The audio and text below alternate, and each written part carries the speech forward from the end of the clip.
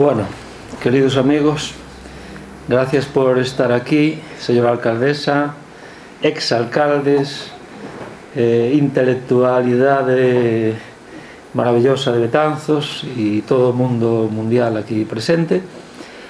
Pois levo uns cuantos anos intentando sacar adiante a web do Museo das Mariñas. O que pasa que é complicada e se me cruzaron tantas cousas polo medio que finalmente decidín que o mellor era fixar un día de presentación e así non había marcha atrás posible. Así que o día é hoxe e, bueno, non é que este absolutamente completo todo, pero aínda así estou casi seguro que é a web de un museo de Galicia máis aberta, porque a característica xeral é a non abrir os fondos ao público a través de internet. E en Betanzos levamos uns cuantos anos, xa desde o 2008, que presentamos a web do Anuario Brigantino, que a característica é a contraria, a de abrir absolutamente todo o que hai patrimonialmente nas institucións culturais do Concello. Fixémolo co Anuario Brigantino, ca hemeroteca virtual, ca biblioteca virtual tamén, e co arquivo municipal, e agora rematamos co Museo das Mariñas. Vedes aí o que vai ser, o que vai aparecer en todas as páxinas da web. En primeiro lugar, hai unha arriba en gris, aí está a estrutura en que se vai a vehicular, que se van a vehicular os fondos do Museo das Mariñas, e debaixo está un acceso sempre próximo e doado do arquivo da biblioteca, da hemeroteca e do Anuario Brigantino. Bueno, como se estructura os fondos do museo? Pois, en primeiro lugar, hai que falar do edificio. O edificio non é un edificio calquera, é un convento, ten unha historia desde o século XVI, e despois empezamos xa cos contidos máis propiamente museísticos. A colección Rafael Seoane, que é unha colección espectacular, logo iremos vendo todo isto, o mundo dos castros e de Roma, a Idade Media, os escudos e as bandeiras, os alcaldes, os apostolados, mellor, de Rubens, ou da Escola de Rubens, unha colección moi importante de medallas, o mundo do traxe e do ballet Rei de Viana, que están ligados, a colección Jiménez Cosío, o mundo dos oficios, o mundo das escolas, mapas e planos, o mundo das festas, un reloxo de torre, Martínez Santiso, un artista polivalente, tempos modernos, elementos que enchen este concepto, e finalmente unha bibliografía ampla.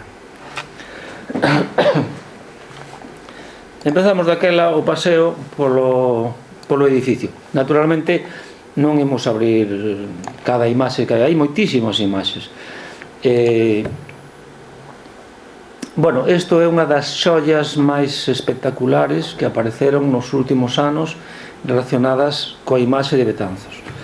É unha imaxe de Betanzos de 1616, como xa sabedes, onde houve un incendio espectacular e se mandou a matriz esta imaxe para demostrar o que abarcara ese incendio e para pedir axuda.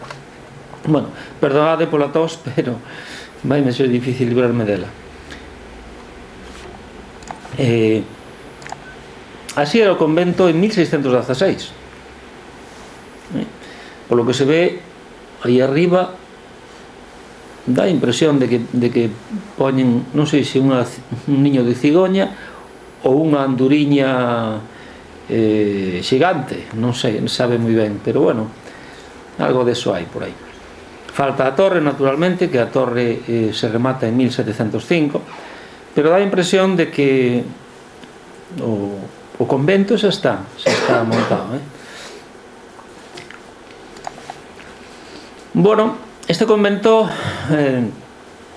existe de milagro, porque cando se fala de liberalismo parece que se fala da dereita, da ultradereita. Ahora, os liberais do século XIX eran unha cousa revolucionaria bastante importante. En relación coa Igrexa foron verdadeiramente duros, lles quitaron todos os conventos, a famosa desamortización eclesiástica, destruíron varios. Aquí destruíron o convento gótico de San Francisco, o mellor do século XIV e séculos posteriores de Galicia. Intentaron tamén destruir o convento de Santo Domingo. Aquí temos a prova. En 1843 hai un expediente para demolelo. Afortunadamente non lle chegaron os cartos e quedou a cousa así. Logo xa sabedes que foi utilizado para moitos usos, sobre todo o máis coñecido é o de casa cuartel da Guardia Civil, que ainda podemos ler aquí nesta fotografía que fixen a principios das obras.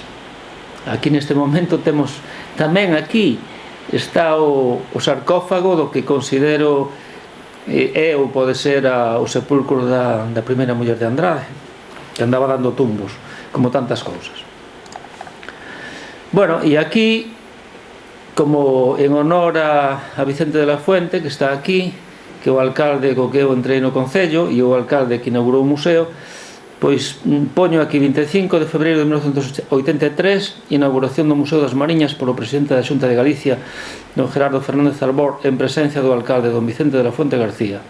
Este acto foi posible, entre outras cousas, o labor de recuperación e organización do grupo UNTIA, que foi un grupo cultural que funcionaba naquele momento, creado por don Santiago de la Fuente García SJ. Está correcto, Vicente? Bien, esta é a imaxe da inauguración. Aquí naceu o neno que hoxe se está facendo grandiño. Bien. Bueno, esta é unha imaxe de 1899, un Xoves Santo do Praza do Campo, que outras veces vimos tamén. Aquí vemos o convento de Santo Domingo, e unha rampa pola que entraban, subían os cabalos, etc. Non había as casas que hoxe hai por aquí, pero si estaban os taxis en forma de carrilanas que ían á estación de ferrocarril do norte. Bueno, hai fotos tamén de canteiros, os famosos canteiros de Ambroa, que eran 4 ou 5 irmás, que queda un nada máis. En fin, os anos non acaban con todo. O famoso Vicente Teijo, carpinteiro, que hai moitas obras del no museo, entre elas o templete de entrada. Eu lle fixen un esquema máis ou menos do que, pero el desenrolou eso de unha maneira espectacular, e é unha das obras verdadeiramente interesantes do museo que se fixeron nesta época.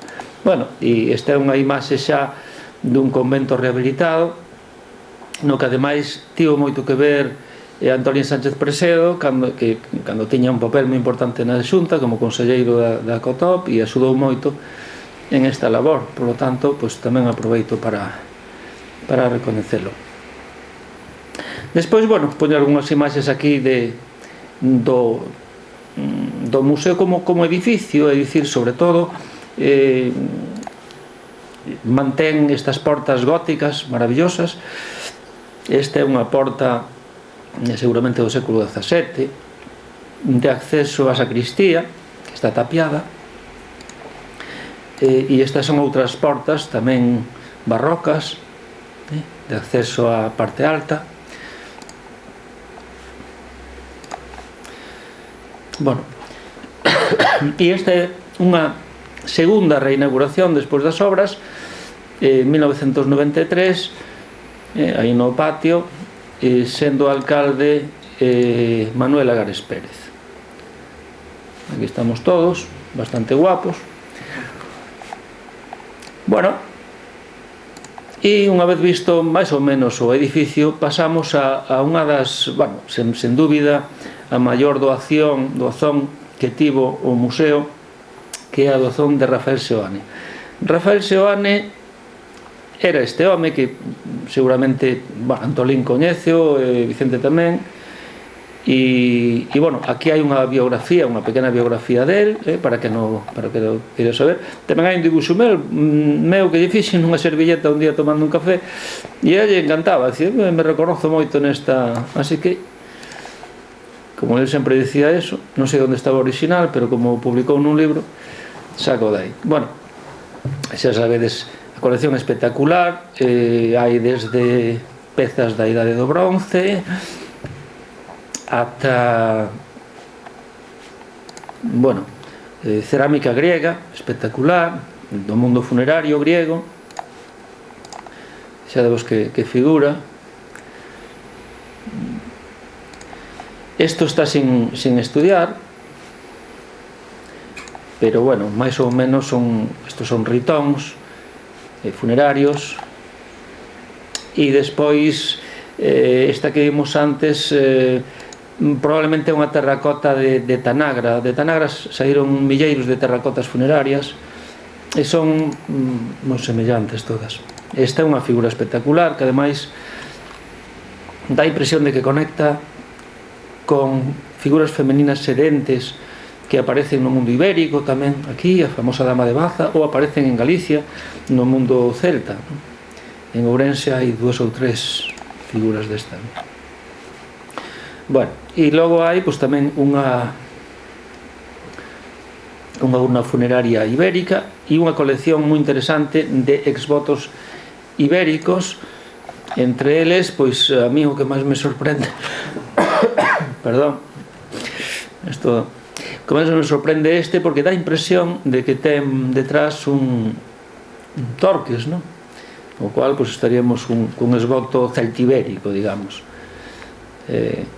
Bueno, están aí esperando que especialistas nestes asuntos pois acceda. Este é unha colección impresionante de torques, brazaletes e unhos aros de ouro e de prata da colección Seoane, que están xa publicados. Algúnas cousas están publicadas, por exemplo, isto tamén está publicado, isto publiquei no eu. É un sacerdote de Atis e Cibeles, que estes personaxes para ser sacerdotes tiñan que cortarse o pene.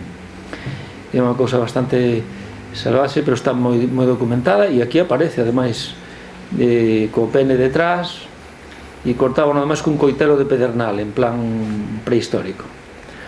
En fin, hai unha conexión, creo eu, moi evidente co santuario de Santa Eulalia de Bóveda, que a mí non me cabe dúbida de que é un santuario de Cibeles e Atis. Ten non elementos, un montón de elementos que coinciden todos nesa dirección. Hai tamén na colección Seoane bastantes amuletos do culto de Príapo ou Fascinus, que son amuletos destinados a espantar o mal de ollo, que é un problema grave, e ainda hoxe non, en fin, queda esta crenza, sobre todo no mundo da aldea galega. E hai unha peza tamén aquí moi interesante. Bueno, se me perdí, non importa. Sí, vale, igual. Volvemos aquí, que esta procede de un depósito do Concello de Narón, e parece que ten unhas letras que dicen Rebe tras Sangiuge. Bueno, tivo diversas lecturas e se sigue traballando neste asunto. Esta é unha peza curiosísima, de ouro con pedras preciosas. Ten unha media lúa, non sei eu se isto ten que ver algo co mundo islámico, quizás sí. O que pasa é que ten detrás unha bala de chumbo, de maneira que parece como se fora un relicario ou algo así. E logo está a cerámica prehispánica, tamén sin estudiar, pero que, bueno, que todo chegará. En este sentido, hai que dicir que o Museo das Mariñas é un museo moi estudiado, gracias a que temos na man o Anuario Brigantino. Hai Boa parte do museo está publicado ou en vías de publicación, e hai ademais elementos catalogados, como iremos vendo, en plan académico, digamos. Bueno, pasamos ao mundo dos castros e de Roma. Precisamente falando de catalogación académica, hai unha colección de moedas romanas que fomos conseguindo ao longo do tempo, e están catalogadas por María González Sánchez e publicadas nos anuarios 2005 e 2006. Aquí está todo o conxunto, que pode ser naturalmente visto por calquera. E logo no mundo castrexo romano, pois temos pezas moi singulares. Non digo que sean moitas comparado con outros museos, pero sí son importantes, como esta ara de Alto Sestoso, que, bueno, ten toda unha historia, ten toda unha historia que pasou por un contencioso administrativo, etcétera, pero finalmente ahora está aquí e está publicada por Colmenero, un famoso catedrático del Arqueoloxía, como Ara de Fervenzas, que publicou don Francisco Vélez Villamarín xa hai tempo, e logo a estela funeraria de Mazarelas, que ten un traballo moi importante no anuario de don Luis Monteagudo, e aquí temos un baleirado. O original está no Museo de San Antón da Coruña, pero deixaron facer un baleirado e aí está. E unha outra estela funeraria, a de Recebés, aquí en Coirós, ao lado, e esta é un original, a parte esta. E logo, bueno, temos un falo cortado, que sempre que aparecían falos sempre se dicía que tiña relación co culto a Príapo, pero como está cortado, se tuveran os testículos sería o culto a Príapo, como aparece nas casas de Pompeia e Herculano, pero está cortado e non de casualidade, e por lo tanto penso que estamos falando xa do culto de Atis Cibeles, non? E iso tamén é un aporte que se pode facer desde este museo. E, bueno, se hai algunha cousa en contra que ten que dicir algún especialista, pois que o diga, claro, como todo. Isto é un sepulcro tardo romano de Paleo Carral. Eu me casei por primeira vez en Tabeallo, e esta é unha das conexións que teño con ese mundo, con esa época. A outra é a que está relacionada ca bandeira da Segunda República e o arquivo do goberno republicano no exilio e o Consello de Galicia en París, etc. Esta valeume un expediente sancionador. Sí, pero é como unha medalla, non? Sí, non fixen os papeles que había que facer. Todo o demais foi escrupuloso. Ademais, eu estivera excavando en Adro Vello con don José Carrotero, e, bueno, estaba a punto en este tema. Fixeno con todo, creo que ben, pero non fixen os papeles, foi unha cuestión burocrática. Bien, e isto é un famoso achado de Cuevillas, nada menos, que é o arqueólogo, digamos, máis mítico de Galicia. Unha excavación que fixo no Neixón, e non só temos eso, sino que engadimos o traballo que el publicou no Boletín da Real Academia Galega. Isto procuramos facelo sempre que o tempo nos axuda, non? Bueno, pois pasamos ahora á Idade Media. A Idade Media é o forte de Betanzos. Como ben sabedes, Betanzos pode calificarse perfectamente como a capital do gótico galego. Ten as 3 mellores iglesias do gótico galego, e gracias ou non gracias ás desfeitas dos liberais do século XIX, pois hai tantas cousas tiradas por todas partes que en calquer momento pode aparecer algo, e efectivamente apareceron. Non vamos a abrir todo, pero, por exemplo, aquí temos o sepulcro. Todo estaba espallado, os leóns estaban, cada león nun sitio, o sarcófago noutro. Neste sarcófago veron os cabalos da Garda Civil. Este sería o sarcófago, creo eu, da muller de Fernán Pérez de Andrade, a primeira muller de Fernán Pérez de Andrade. Ten un sentido, no seu momento publiquei un traballo ao respecto. E aquí temos unha lauda sepulcral que ten un corpo e unha cabeza. Hai que dicir, e agora se sabe, que o corpo e a cabeza son de pedras distintas. Isto pode significar dúas cousas, que sean de sepulcros distintos, pero non necesariamente. Tamén pode ocurrir algo, un atentado, algún tipo de... Hai que ter en conta que se este é, como eu creo, Nuño Freire de Andrade era mestre da Orden de Cristos en Portugal, por tanto herdeira dos templarios. E pode que no mundo franciscano os franciscanos eran opostos aos templarios, moi opostos aos templarios. Os templarios son monxes guerreiros. Os franciscanos non queren saber nada da guerra. De feito, cando poñen a Santiago, todos os Santiagos que nos vemos aquí por influencia dos franciscanos non están matando os mouros. E non é descartable algún tipo de atentado, como veremos, un atentado moito máis seguro nun líder irmandiño, non? Ou simplemente pode haber un accidente un accidente e logo refacer a cara. Por que digo isto? Porque coincide, iconográficamente vai moi ben. Ahora, non se pode afirmar nada, simplemente está aberto eso e aí queda. No seu momento, por razóns iconográficas, eu pensei que isto ligaba. Se liga ou non liga, bueno, queda aí para o futuro aberto.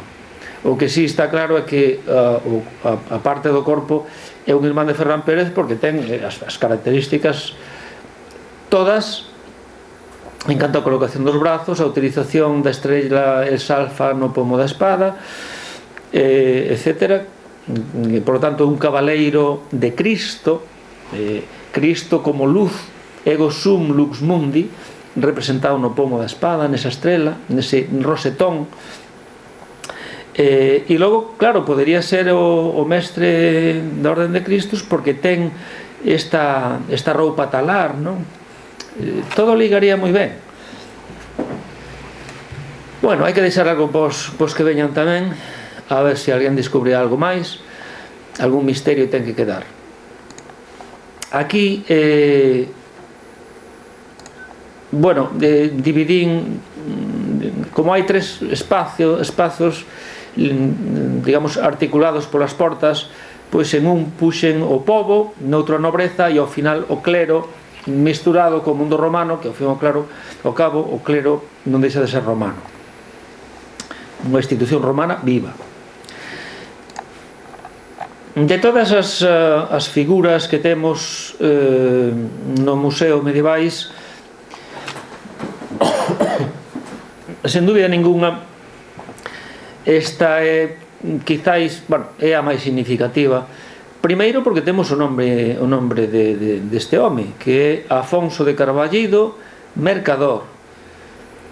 Sabemos que é Afonso de Carballido, sabemos que é un comerciante, que é raro, un sepulcro dun comerciante, e máis un sepulcro monumental dun comerciante.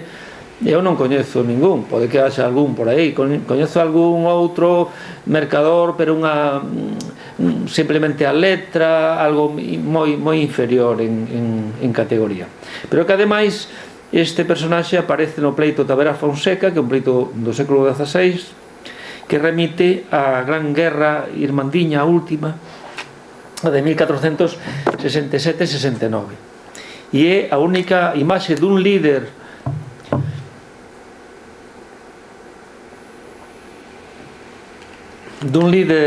irmandiño civil que temos en Galicia. E aquí temos o que vos falaba eu da cara. Este sí pode ser un atentado. Por que pode ser un atentado? Primeiro porque tanto el como a súa muller non apareceron na igrexa, que sería a igrexa de Santa María, apareceron fora, reutilizados nunhas escaleiras públicas. Eso xa indica algo. E segundo, bueno, se estes morreron na época en que eran uns personaxes moi importantes e se enterraron como nobles, casi, ou sin casi, porque utilizan elementos, reivindican que non son nobles, de mercador, pero ao mesmo tempo utilizan a espada, que é propia de un cabaleiro, non? E utilizan os escudos. Ben, é verdad que un Carballo, aludindo ao apelido de Carballido, pero xa digo, aquí a posibilidade de un atentado é bastante importante. E bueno, podría haber outra época en que reivindicaran a este señor e lle refixeran a cara. Isto pasa moitas veces coas virxes cando están a Virxe da Cerca en Santiago. Eu estuve en Santiago, non recordo xa as veces que lle romperon a cabeza da pobre virxe estando ali e a repuxeron, non? E logo está a súa muller, da que sabemos simplemente que se chama Clara Sánchez, pero que ten unha moda no vestir que representa o final da gran moda de prestixio das mulleres da Galicia occidental, das mulleres medievais da Galicia occidental, mulleres que van de 1470 aproximadamente a 1570, é dicir, un século en que pervive a moda. A primeira manifestación da moda, o primeiro referente, digamos, próximo, sería a raíña Xoana de Castro, pero non é aínda exactamente a moda, se parece. Pero eu penso que a moda, cando empeza verdadeiramente a dispararse e a copiarse, é que a primeira muller de Fernán Pérez de Andrade, Sancha Rodríguez, da que temos o sepulcro bastante mutilado. Bueno, aquí non o temos porque está en San Francisco, pero bueno, hai unha reconstrucción, etc.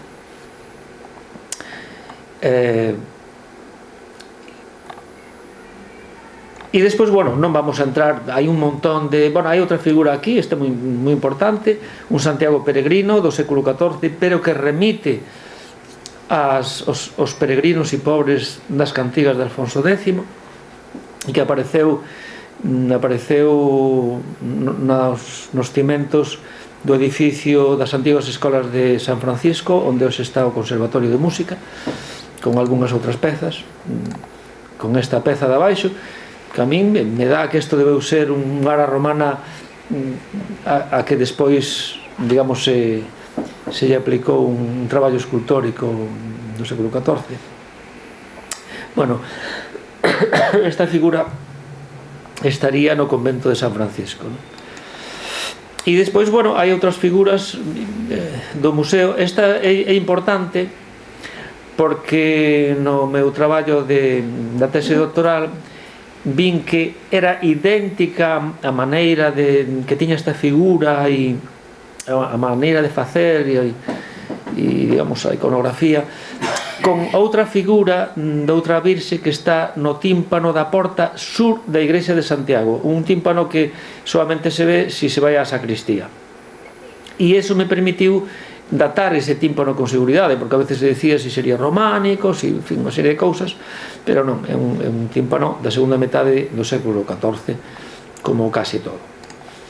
Depois hai moitísimas pezas que aquí están e que se poden baixar con calidade. Unha peza rara é esta anforeta que apareceu cerca da Ponte do Pedrido, probablemente era para levar aceite nos barcos, un depósito de don Eloi Fandiño Cordal. Tamén procuro poñer cando son depósitos ou cando son doacións da xente, que é unha maneira de, bueno, pues de agradecer como se merece cando chega o momento. Ben, no tema de escudos e bandeiras, o museo ten moitos elementos, e ten tamén este que este é un vinilo que acabamos de poñer agora, pero que nos permite ver a evolución do escudo municipal de Betanzos desde este primeiro que aparece no sepulcro de Jácome Mouro Reimóndez do século XV, onde non hai roeles. O escudo, eu creo ter demostrado, digo, a ponte, eu creo ter demostrado, sexan 3 arcos ou máis arcos, é sempre a Ponte Vella. Eso se ve moi claro máis adiante, non? Naturalmente se pode discutir, pero no século XIX hai uns grabados moi claros en este sentido, non? Despois do século XVI tamén unha pedra da fonte dos Ángeles, a pedra original por onde salían os canos da fonte no século XVI, pero esa pedra no 1844 por aí, cando se fixo a fonte tal como está ahora, unha fonte neoclásica, pois se subiu arriba, e ali está arriba con dous escudos, un é este e outro é o escudo do arcediago Pedro de Ben, época de Carlos V. Aínda non temos os roeles. Os roeles aparecen a mediados do século XVI, aparecen probablemente por influencia da familia Castro, que tiña unha representación importante no concello en todo o século XVI e boa parte do XVII, e vémolo pois no zaguán do concello. Bueno, non me vou a meter moito aquí, pero é moi enganoso, nos parece que ten 6 lados, 8 lados, en realidad ten 4 lados. O que pasa é que o escultor quere ser tan pedagóxico, tan claro, que nos lía definitivamente, non? E hai varios puntos de vista. Aquí diante temos un punto de vista frontal, aquí abaixo na torre, pero para que vexamos que por arriba vai a calzada, xa pasa unha visión superior onde vemos a calzada e onde vemos os apartadeiros moi ben deseñados. Logo el quere facernos ver, a parte da visión frontal da torre, que hai un arco por un lado e outro arco polo outro, e iso nos despista porque parece que, repito, que é un octógono cando é un cuadrado. E o mesmo pasa que a parte de arriba, e pasa que a cúpula, que foi interpretada tamén de varias maneiras, pero desde logo non ten nada que ver cos roeles. A veces se pintaron de vermello, bueno, nunha época moi recente, pero en realidad non ten nada que ver con eso.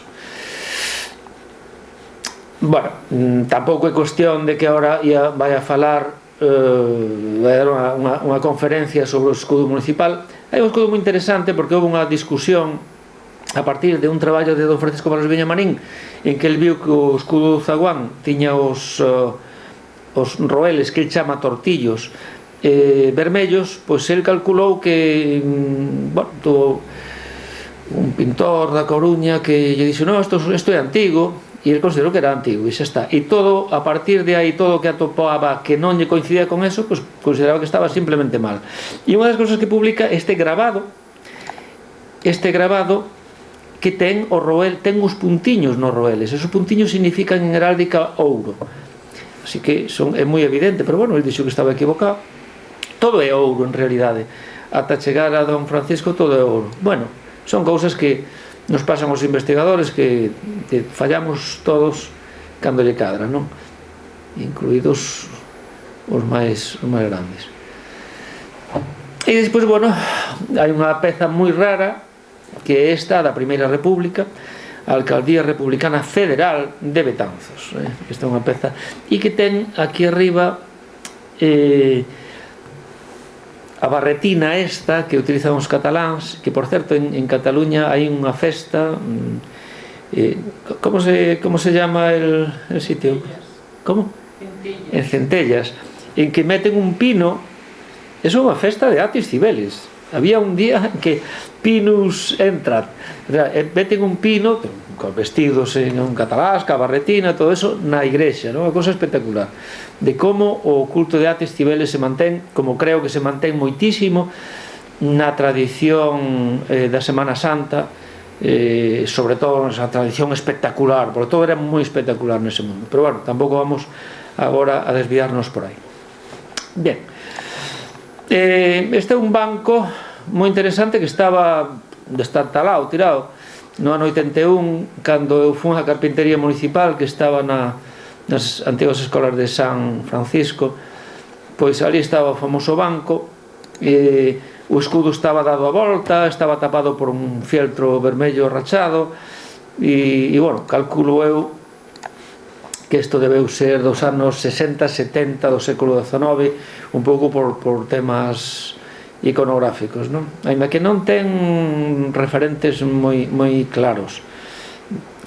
Quizáis o máis claro é o da Ponte das Cascas, pero vamos, tampouco é é moi idéntico. Temos de escudos e bandeiras, temos a bandeira das Irmandades da Fala de Galicia, porque é a bandeira da Irmandade da Fala de Betanzos, pero é a única que se conserva dese movimento que se dá nas vilas e cidades galegas nos anos 10 e 20 de reivindicación do galego. Temos unha bandeira moi rara, que é a bandeira dos exploradores, son os scouts de 1916, non? Aquí temos os roeles dourados, vedes? Temos unha placa espectacular tamén de homenaxe a don Juan García Naveira, cando cumpliu 80 anos.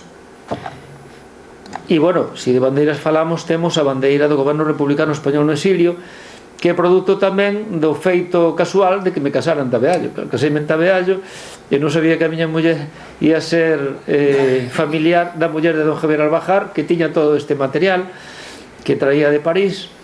E, bueno, nos fixemos moi amigos. El foi alcalde un tempo en Carral, despois teve unha enfermedad longa, degenerativa, bastante fastidiosa, e lle propusemos a miña muller e maseu daquela que publicara no anuario o que lle dera a gana, e eso estimulou no moito, e, bueno, a relación foi moi intensa, e ao final se enterrou ca bandeira, o último a enterrarse con ela. Se enterraron moitos republicanos no exilio con ela, e como me prometeu, a súa viúva entregou a bandeira no Concello no ano 97, a bandeira e os fondos documentais que están abertos, como sabedes, na página web do Arquivo Municipal. Despois, bueno, aquí fago un homenaxe á figura de Castelao, porque temos un busto de Castelao que ven do centro de Betanzos de Bos Aires, e que se fai a partir da mascarilla mortuoria de Castelao, non?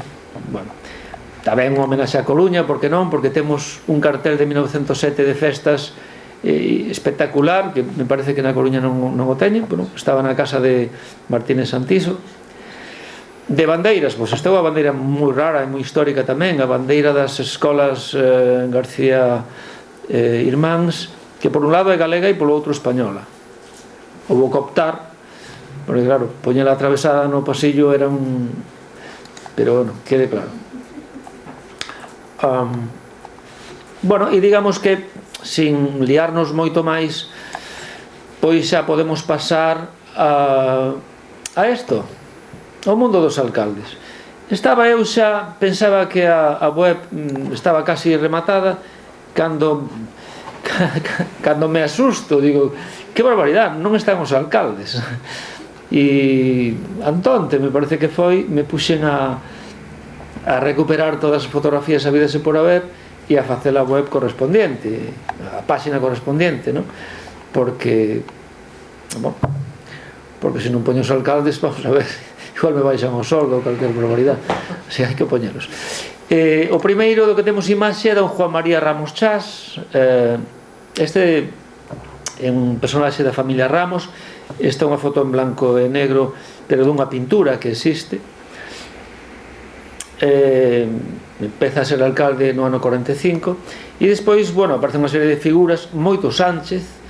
Este é o primeiro Sánchez que aparece, pero antes seu pai, do Ramón Sánchez Espiñeira, que é o que marca que era abogado, un fidalgo que viñera de orixen desta xente de Aranga, e este é un dos seus fillos. Non temos a imaxe do pai, pero sí a de Francisco Sánchez Mirás, que é alcalde na época de Solís, naquele movimento revolucionario dos liberais progresistas, e despois, bueno, foi en varias etapas, como sería Salvador Montoto, Os Cordero, un antecesor directo aquí de Antolín, do Manuel Sánchez Cordero, que son familiares dos Espiñeira, pero, digamos, dan outra rama, non?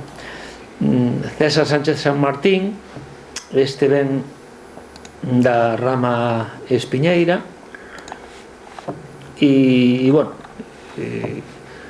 pois, en fin, aí a teredes dentro de 3 ou 4 días e vos a veredes. Bueno, de paso recuperamos, gracias a Conchita de Barrena Sarobe, que tiñamos en un estado, bueno, non moi bo, este busto que é de Escayola, un busto moi bo de Emilio Romai Montoto, pero ela pois patinou de tal maneira que parece un bronce maravilloso, non? E está ali na sala dos alcaldes. Este home foi tamén presidente da Diputación en varias ocasións. E bueno, despois entramos no mundo da Segunda República, que é un mundo, bueno, que daría tamén para unha charla aparte. Víctor Cancela Noguerol foi alcalde no ano 31 e despois tamén no ano 34, 36, un home que morreu nesa época de tuberculosis, era médico, e bueno, non vou a entrar na historia da Segunda República e tal. Novo Rodríguez, que foi fusilado no cementerio aquí en Betanzos, Ramón Beade Méndez, o avó do noso concelleiro, pois, bueno, estuvo escapado moitísimos anos e se salvou de milagro. E don Tomás López da Torre, que tamén foi fusilado en Adormideras. En fin. E, bueno, detrás destos hai unha historia. Eu acórdome que hai casi 40 anos empecé a recolectar estas imaxes pensando en facer un traballo sobre eles. Ao final non o fixen, e xa non sei se o farei, pero, bueno, queda aí isto para que queda isto, as actas que están abertas ata 1900 e se van a digitalizar ata o ano 2000. Por lo tanto, isto e tantas outras cousas poderán ser feitas por calquer investigador que teña o ánimo e a ilusión de traballar en estes temas betanceiros.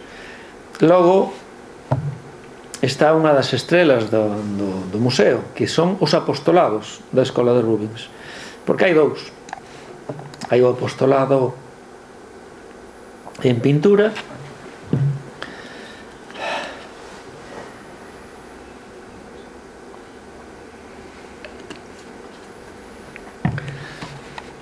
e hai o apostolado en grabado. O apostolado en pintura procede, como ben sabedes, do Hospital de San Antonio de Padua. Foi traído de Amberes polos fundadores do hospital no século XVII, na segunda metade. E bueno, esta pintura que estamos vendo agora, o Salvador, non solamente ten o cadro orixinal, é o único que conserva o marco orixinal, senón que ademais é o referente máis próximo de como sería o Salvador da colección do Museo do Prado, porque ali esta figura non existe, perdeuse, parece que no século XIX ou algo así. E, bueno, ademais eu aquí fixen un traballo de inicio de investigación, digamos, porque isto dos apostolados é complicado, porque un tipo iconográfico pode ser un apóstolo nunha colección e ser outro en outra colección. É complexo. Daquela puxen algún lío desos, se ve aquí tamén, e puxen os parecidos de pintura e de grabado xuntos, de maneira que eso permite pois acercarse a esa problemática. Logo tamén poño as marcas que teñen detrás dos cadros, que son, en este caso, se vos fixades, unhas garras aquí e un castelo aquí abaixo, que é isto que poño aquí á dereita, é o escudo da cidade de Amberes. Por lo tanto, isto é algo verdadeiramente importante. Aquí temos o escudo de Amberes arriba, e abaixo unha marca que se considera que é a do artesán que fai a tabla, non a que a pinta, senón a que fai a tabla, o soporte. E logo engado algúns elementos religiosos religiosos máis, como son unha táboa de indulxencias do santuario de Nosa Señora do Camiño, que chegou en un estado non moi bo, pero que se conserva a pesar de todo e se pode ler prácticamente toda, non? E estas figuras que proceden da igrexa de Santiago, entregou máis don Román no seu momento, e hai unha figuriña preciosa, este figurino, non sei se é un pastorciño desos que acompañan a Virxe ou un santo, non sei, a mí me remite moito a idea de pastorciño. Logo este papa que é un San Silvestre, segundo Román, e esta figura de Xesucristo neno co orbe, sin cara, porque a cara roubaron ya na iglesia de Santiago, e bueno, aí está. E logo esta dolorosa que procede do hospital, da capela do hospital de San Antonio, e que, bueno, que foi moi ben tratada por Conchita, como as outras figuras, e se nota.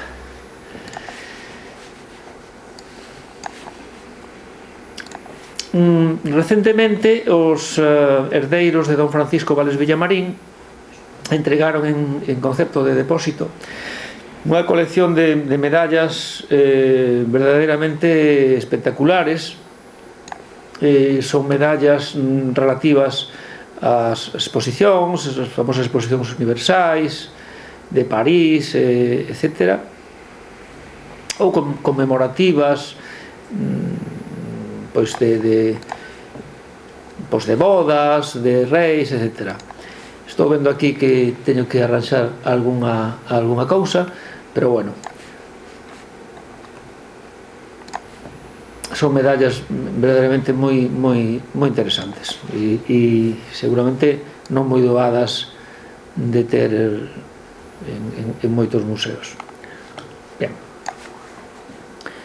o traxe, a sala do traxe e o Ballet Rei de Viana é outra das estrelas do museo.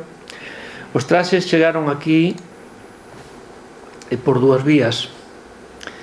Unha primeira vía, a máis importante, hai que dicilo, aínda que non é a máis abundante, pero si é a máis importante, porque son traxes máis antigos, son familias, como a familia Ramos e a familia Vázquez. Este é un traxe de boda da muller de un alcalde que casou en 1834, da familia Ramos, dona Dolores Quiroga, e este é un traxe de festa da mesma señora. Claro, están perfectamente datados, ademais. Logo da familia Ramos, pois temos traxes como este, que o mesmo é de principios do XIX como do século XVIII, un traxe increíble, non? Ou un traxe xa da segunda metade do século XIX, moi parisino, da mesma familia, en fin. Hai moitos elementos, sombrillas maravillosas, de nácar, seda. Esta é unha parte. E logo a outra parte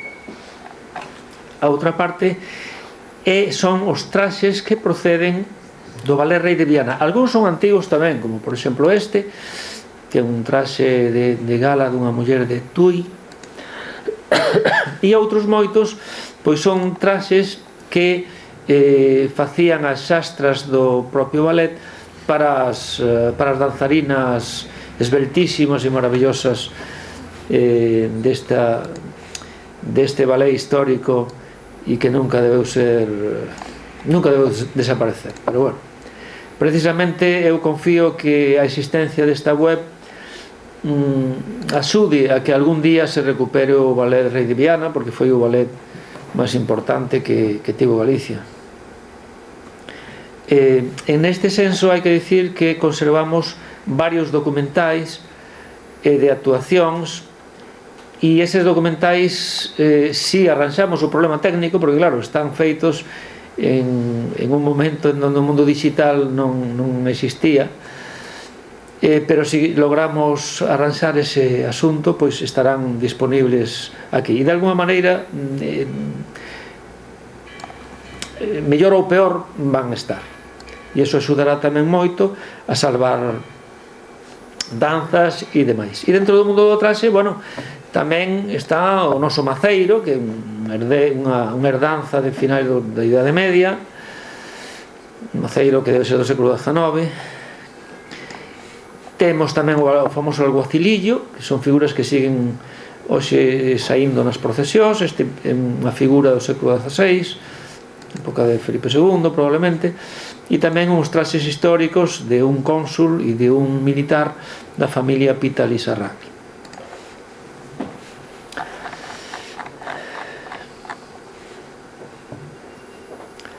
Bueno, da colección Jiménez Cosío, como o tempo non o podo inventar, decidín que a mellor maneira de resolvelo de momento era facendo un acceso directo ao traballo que fixemos Conchita de Barrena Sarobe máis eu, de un traballo de catalogación de todas e cada unha das pezas da colección Jiménez Cosío que están na sala que ten o mesmo nome no museo. Este é Natalia, que é a persoa que depositou esas pezas, que foi a creadora e presidenta da fundación, e bueno, moi ligada a Betanzos emocionalmente, culturalmente e demais. Aquí hai un traballo amplo e o máis importante é que están catalogadas todas, repito, todas e cada unha das pezas da sala Jiménez Cosío. O mundo dos oficios é un mundo que eu non lle din, empecé a abrir a porta, pero logo pecheina, porque é un mundo que se empezamos a meter todo o que se pode meter do mundo dos oficios, do mundo da etnografía, non nos chega ao edificio para nada, e ademais hai moitos museos etnográficos que todos se parecen en toda Europa. Aínda así, hai bastantes elementos interesantes do mundo dos oficios. Por exemplo, este torno, un torno de tornear estas madeiras dos famosos balcóns corridos de madeira de Betanzos, que empezan sobre todo coa chegada do Mainzo no século XVI, sobre todo XVII e XVIII. Antes eran pechados os saíntes altos das casas. Temos un traballo que eu lle din uns dibuixos a Rafael, o carpinteiro, Rafael Vicente Teijo, e el colleu os meus dibuixos, pero logo engadiu moitas máis cousas sobre este mundo que non chegou a concluirse nun traballo. Iniciei-no varias veces, pero como tantos outros está pendente aí, pero do que xa se poden sacar algunhas conclusións, que son as seguintes. Hai importancia da propaganda imperial na época de Carlos V. Fixadevos nesta boca chave, aí tedes, claramente se ve o escudo de Carlos V esquematizado, non? A águia bicéfala e a coroa imperial. Claro, se nos vamos a outros escudos xa non vemos eso, pero eso é un proceso esquematizador onde chega un momento que o que fai a boca chave non sabe o que fai, simplemente le vemos ganchiños por aquí, outras cosas por lá, xa non sabe que son a cabeza das águias, nin a coroa, nin nada. Isto ocurre en arte, desde a prehistoria, non? Pero eso nos axuda a ver a gran importancia da propaganda imperial a nivel popular, e a outros niveis tamén. Xa sabedes que na Igrexa de Santiago hai un retrato de Maximiliano e de Carlos V, que eso non sabíamos e agora témonos ali. Bueno, temos teares, rodas de fiar,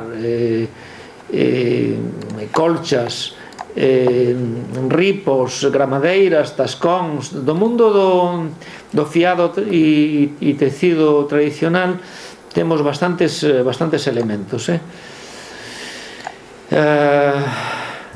Logo temos tamén pois caixas de facer encaixe de camariñas, como esta da nai de don Luis Monteagudo, o gran arqueólogo,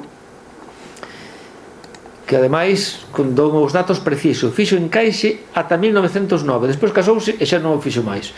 O sea que un dato aí interesante. Temos outras caixas tamén, algunha máquina de coser, temos algunha outra máquina de zapateiro que non a puxen de momento, temos un gran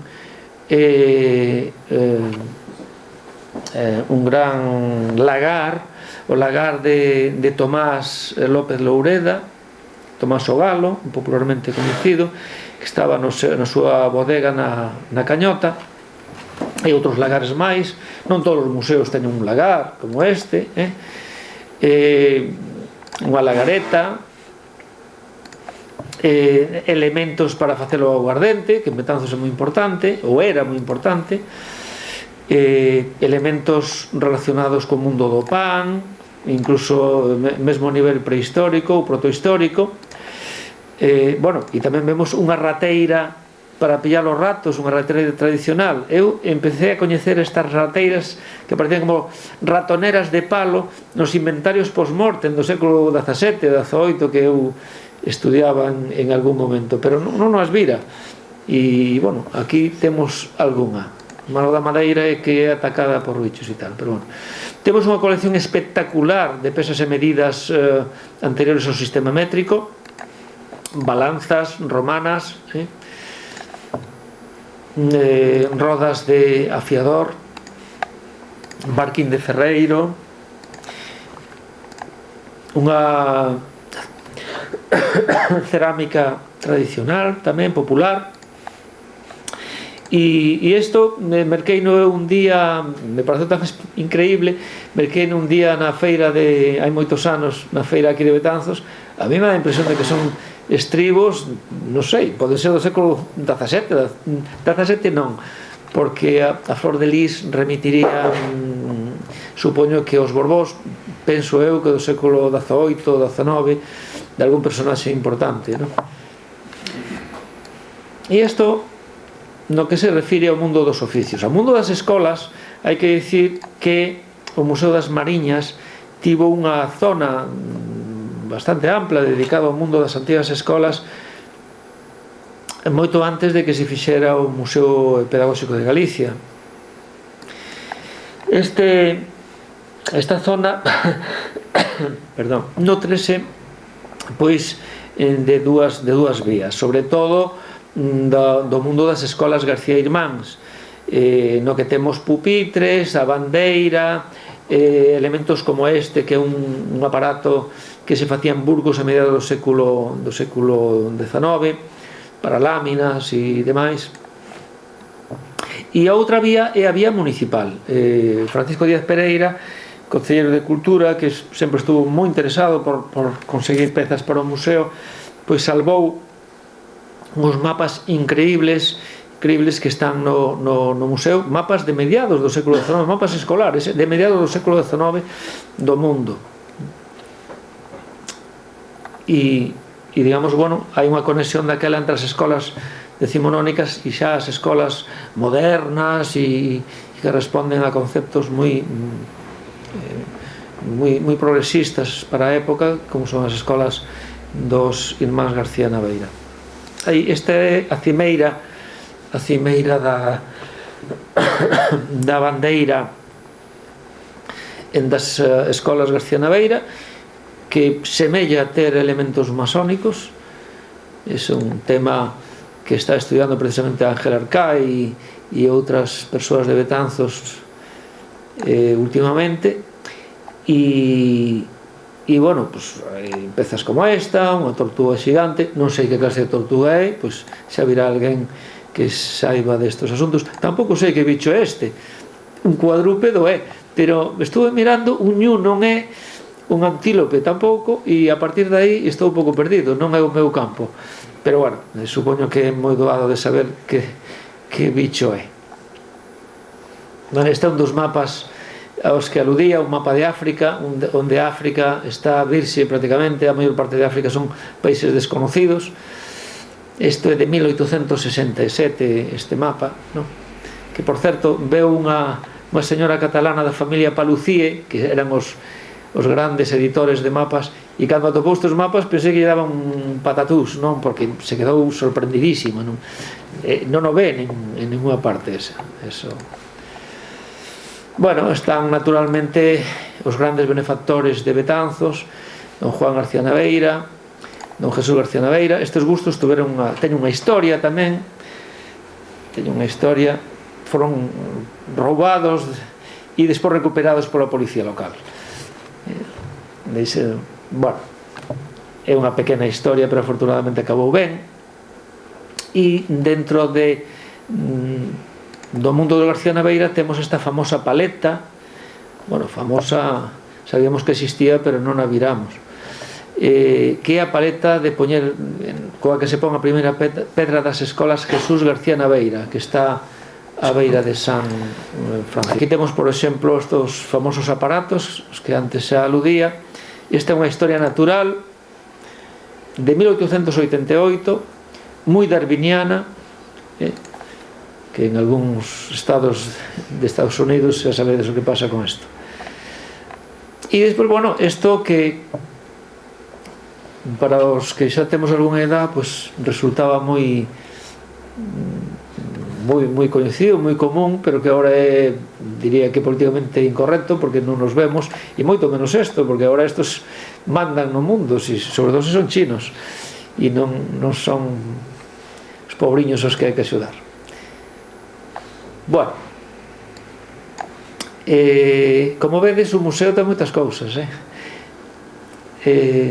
por onde imos, polas escolas. Bueno, no tema de mapas e planos, teño que dicir, bueno, primeiro, bueno, aquí hai un fallo de enlace, teño que poñer un enlace a unha imaxe máis grande, pero bueno, poño unha serie de elementos de como era Betanzos desde que temos imaxe ata hoxe. Non está absolutamente todo, pero sí está bastante esencial.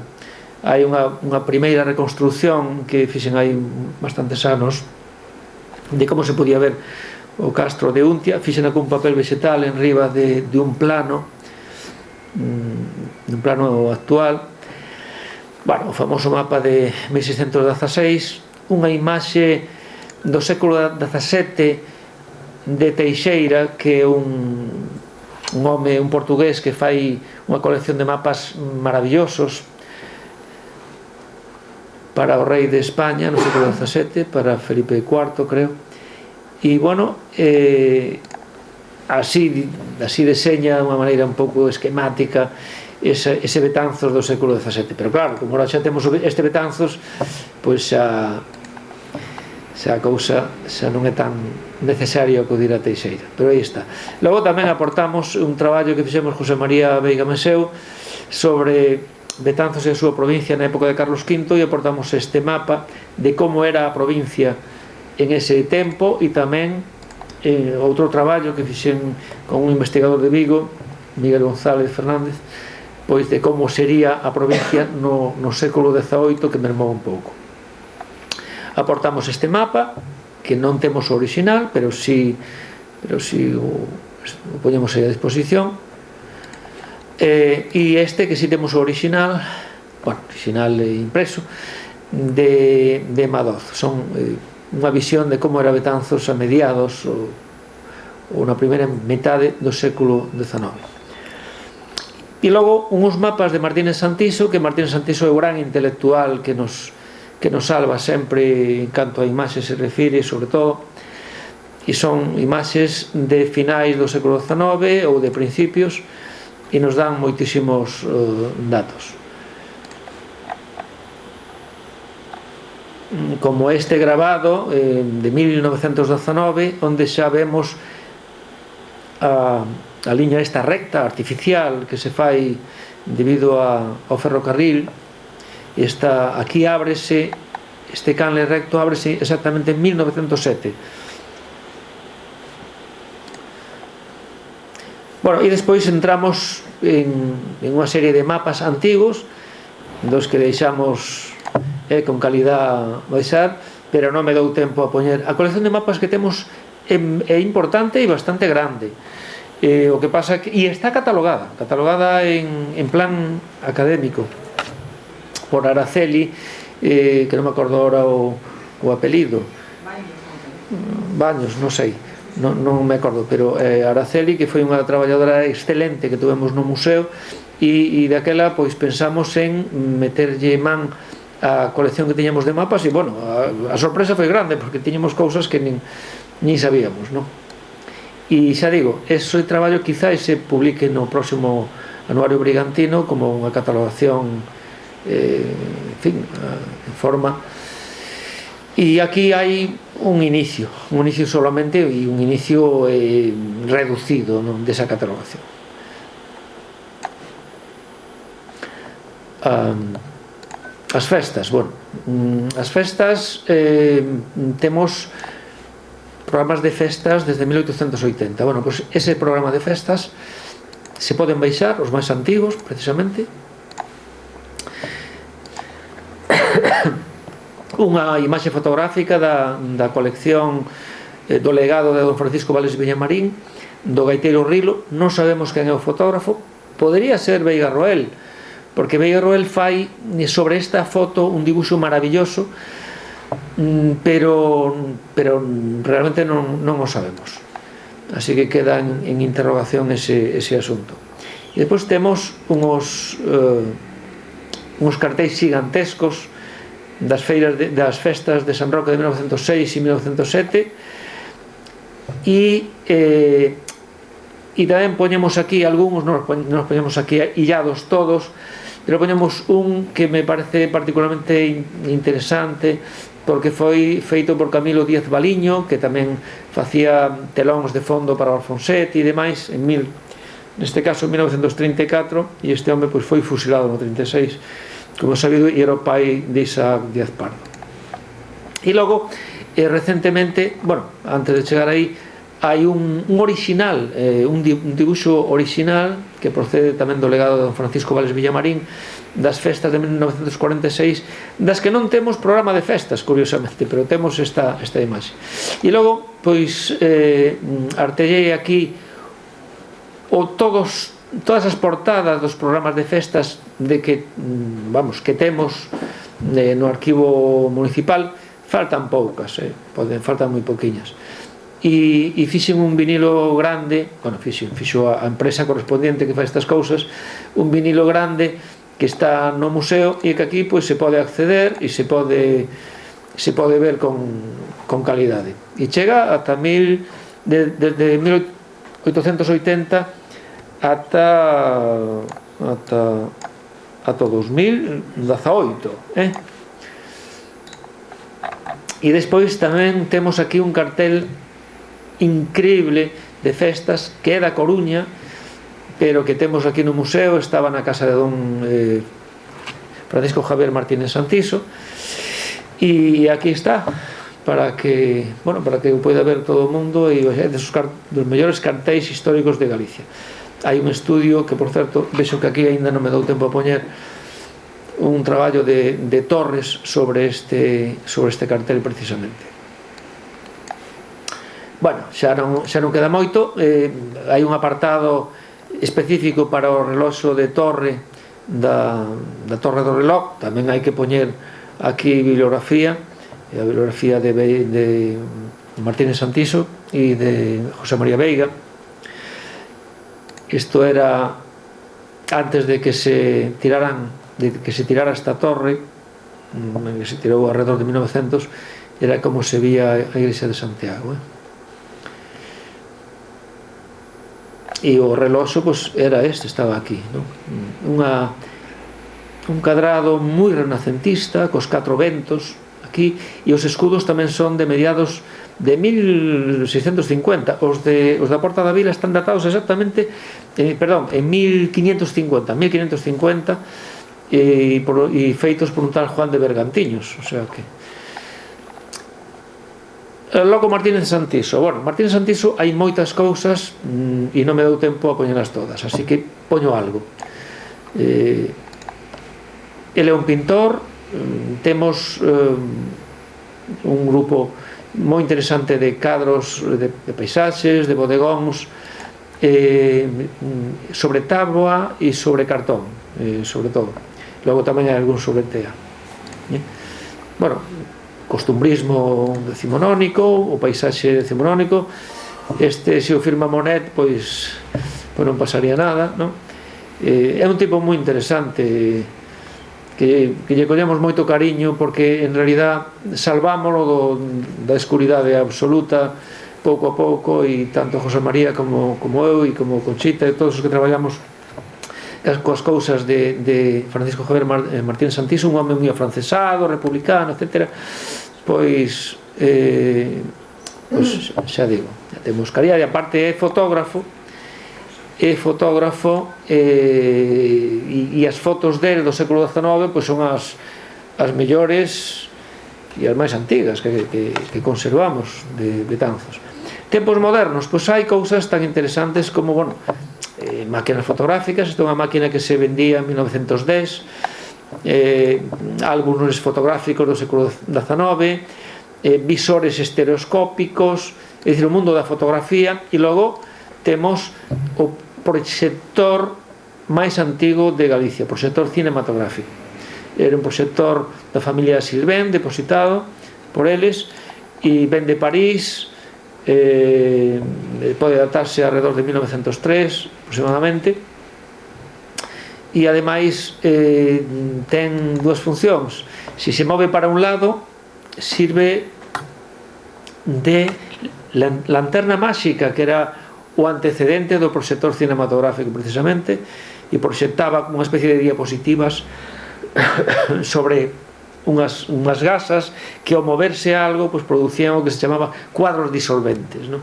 Bueno, sobre eso hai un libro publicado sobre o cinematógrafo en Betanzos, e algúns traballos tamén na revista Irabella, e que se poden consultar doadamente. Sobre o mundo da cinematografía, pois tamén o mundo do cine xa máis familiar, probablemente escolar tamén, o mundo da radio.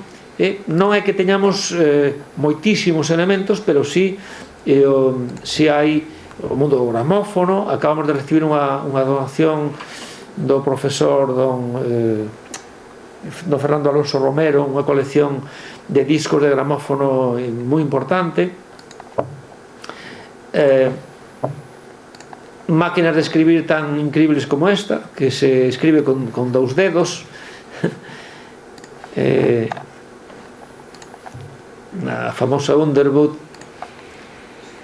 Unha calculadora. Aquí temos unha calculadora que nos donou don Ricardo López Saavedra. Unha entrada para o Cine Capitol, e algo que tamén é modernidade no mundo agrícola, modernidade tremenda, que tuvo un efecto socioeconómico increíble e que está regresando, que é o mundo do lúpulo. Esta é unha placa homenaxe a Raúl Fernández Meás, un home que tamén foi concelleiro e alcalde accidental, era o segundo de don Emilio Román Montoto, os anos 20, e que tuvo un papel moi destacado na expansión do lúpulo en Betanzos. Isto estaba no secadeiro do lúpulo, que se acaba de destruir non hai moito. E despois dos tempos modernos, pois pasamos á bibliografía, que xa non é tan bonita, pero que aí está, que sempre que se pode, o que me dou tempo, pois hai un enlace ao traballo correspondente, e desta maneira, pois bueno, eu penso que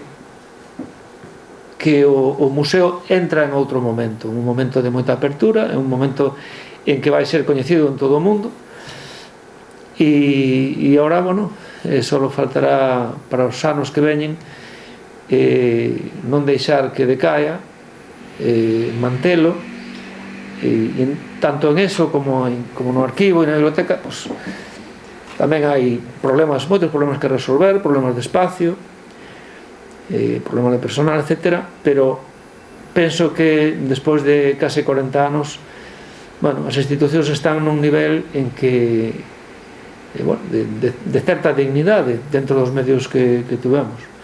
E nada máis. Gracias a todos.